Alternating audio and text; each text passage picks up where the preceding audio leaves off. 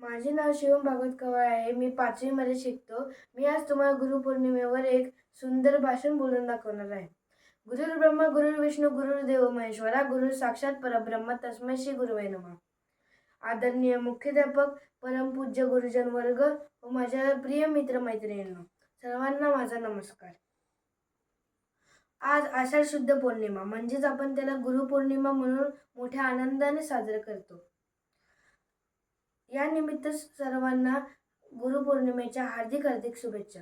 गुरुपौर्णिमेला आपण व्यास पौर्णिमा असेही म्हणतो, कारण आदिगुरु व्यासांचा जन्म या दिवशी झाला.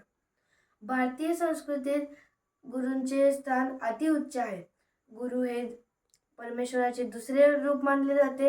गुरु हे सूर्याप्रमाणे तेजस्वी असते. म्हणून एखादा गुरुचा शिष्य घडला तर गुरूंना खूप आनंद होतो. म्हणून आपण चांगला अभ्यास करून चांगले कार्य केले पाहिजे व आपल्या गुरूंचे स्वप्न पूर्ण केले पाहिजे.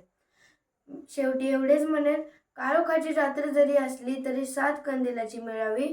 काळोखाची रात्र जरी असली तरी 7 कंदिलाची मिळावी. देवळातील वात सदैव तेवत राहावी. देवळातील वात सदैव तेवत राहावी.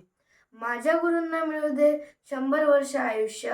माझ्या गुरूंना मिळू दे 100 वर्ष आयुष्य. हर्ष होईल गुरूंना जेव्हा घडेल त्यांचा शिष्य, घडेल त्यांचा शिष्य. धन्यवाद.